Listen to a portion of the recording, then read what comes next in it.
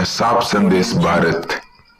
पुण्यतिथि जो हमेशा हम लोग सिद्धमुख नहर दिवस के रूप में मनाते हैं। पहले जब पिताजी जीवित थे, क्योंकि 1 तारीख को हमने झांसल में सिद्धमुख नहर का शिलान्यास किया था, तब तक 1 नवंबर मनाते थे।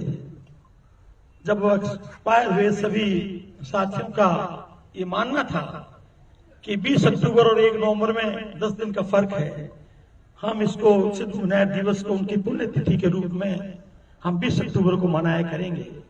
तो उनके पुण्यतिथि के अवसर पर आप सभी सिद्धमुख नहर के दिवस में आप सब लोग पधारे हो। इस काम के वक्त में मैं पिछले 8 दिनों से यहाँ था नहीं, मैं कल सुबह ही आया था दिल्ली से, और जितना मुझे समय मिला, जितनी मैं सूचना कर सका, क्योंकि समय कल मुझे दिन का ही मिला था 5-6 घंटे, जितना मैं सूचना दे सका उतनी मैंने सूचना देने की कोशिश की। फिर भी काम के वक्त में आप काफी संख्या में लोग पधारे हैं, आपका बहुत बहुत धन्यवाद, अभिनंदन। देखिए,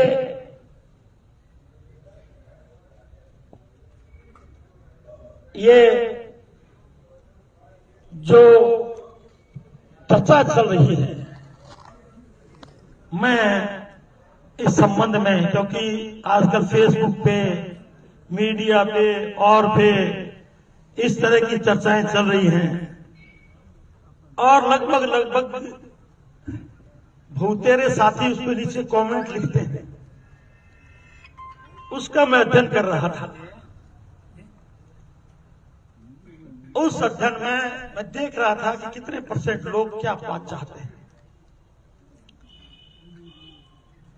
तो जो अभी प्रताप सिंह जी कह रहे थे, आप मेरे पिताजी के साथ लंबे समय तक, बचपन से लेके जब इशारे पढ़ते थे पिताजी के साथ, उस समय से लेके आज तक आपका आशीर्वाद रहा है। और मैं बता देना चाहता हूं इस मौके पर, जो आपने विचार व्यक्त किए हैं, मैं उस पर निश्चित रूप से विचार करूंगा और आपकी भावनाओं को मैं ठेस नहीं पहुंचाऊंगा, ये मैं विश्वास दिलाता हूं।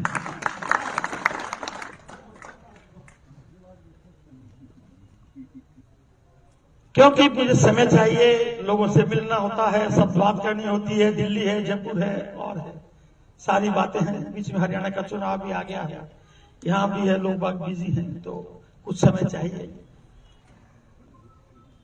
जब मैं गांव का दौरा मैंने शुरू किया था, गांव गांव जा रहे थे, हर एक जिला परिषद में हमने मीटिंग की थी, काफी संख्या में लोग जुड़े थे, काफी गाड़ियों के काफिले के, ट्रैक्टर मोटरसाइकिल काफिले के साथ, लोगों के साथ हम लोग गांव में गए थे। कुछ काम की वजह से और कुछ लोगों के विचारों को जब ढूंढ रहा था, तब जानने का मुझे मौका जब मिला, तो मुझे एक बार उस मेरी डोर टू डोर यात्रा को स्थगित करना पड़ा था। उसके पीछे भी कारण था जो अभी मैंने आपको बताया, लेकिन उसके बावजूद भी आज मैं निश्चित रूप से आपको कुछ कहने की स्थिति में नहीं हूं। लेकिन मैं अपनी बात को, आपको जो बात थी आपकी मैंने सुन ली है, उस पर निश्चित रूप से विचार करेंगे और जल्दी करेंगे।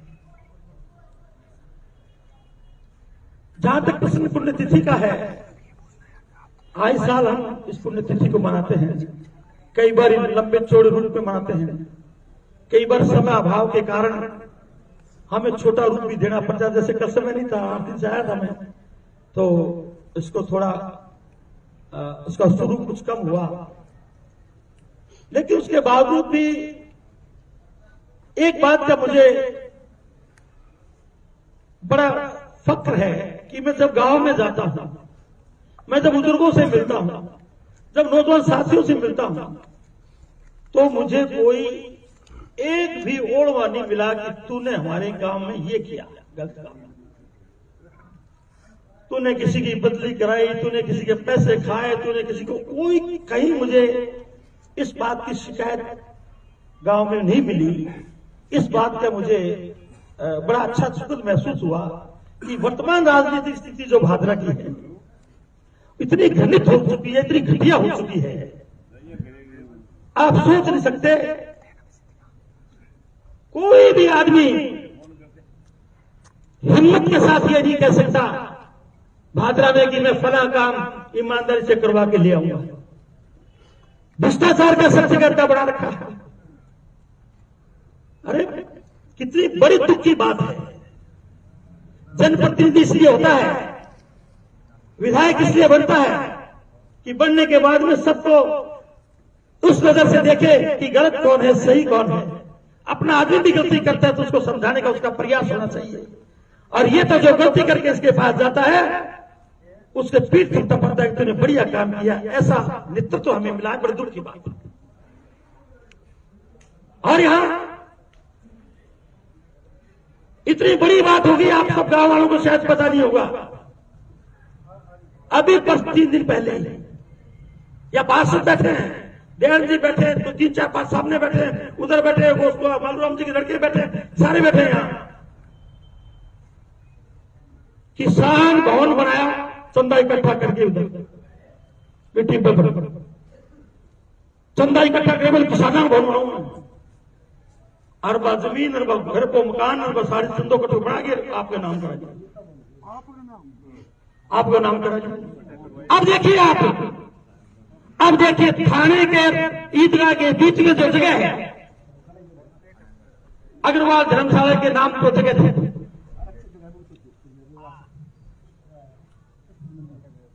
आरक्षित जगह को राज का दुरुपयोग करके नगर पालिका से और से सब जगह अपने सत्ता का दुरुपयोग करके बोला फिर किसान मैंने सब कुछ भवन बनाऊंगा, फिर आपको नाम कर ले।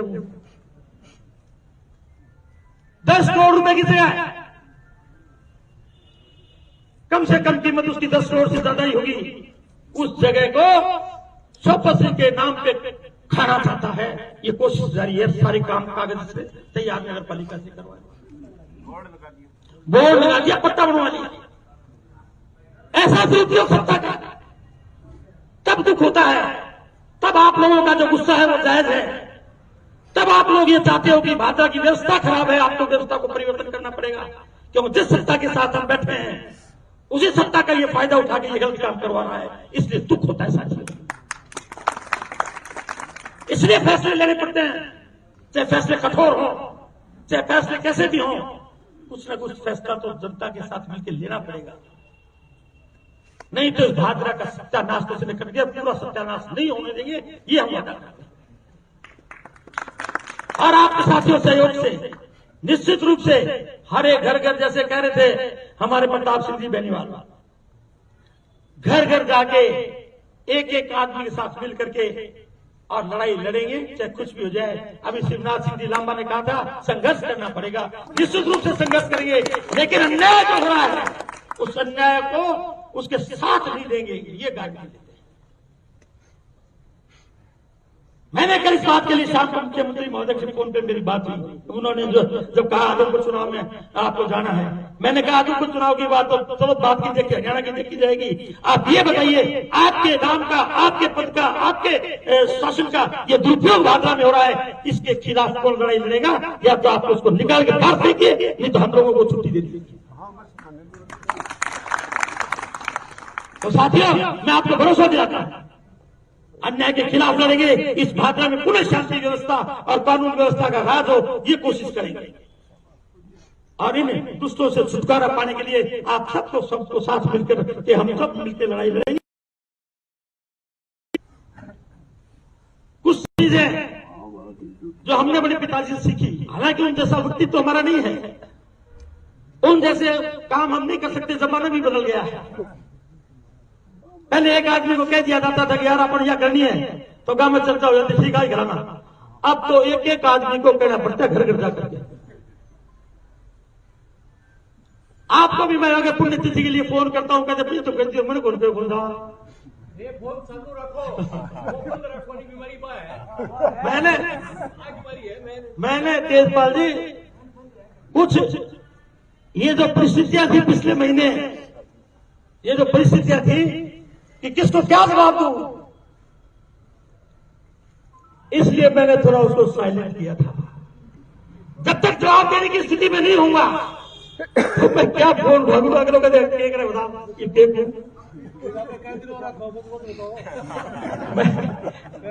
मैंने यही कहा आपको कि जल्दी अपन चाहिए जल्दी अपन लोग फैसला, ज्यादा समय नहीं लगेगा, जल्दी फैसला लेंगे।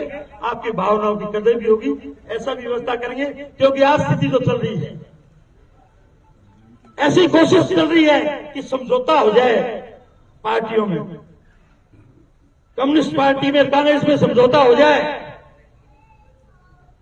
और समझौते के तहत टिकटें हमें मिल जाए, लाल झंडे को। ये कोशिश भी चल रही है। ऐसी स्थिति में बता दीजिए, बहुत कुछ सोचना पड़ता है। तो मेरा निवेदन है, आप सभी लोग इस संघर्ष में साथ रहेंगे और निश्चित रूप से आपकी भावनाओं की कदर करता हुआ मैं पुनः श्रद्धांजलि अर्पित करता हूं आदरणीय किसान नेता भादरा के भागीदार चौधरी लालचंद जी डूडी को, और आप सबको पुनः अभिनंदन। आप यहाँ पधारे, आपका बहुत बहुत धन्यवाद, बहुत बहुत स्वागत।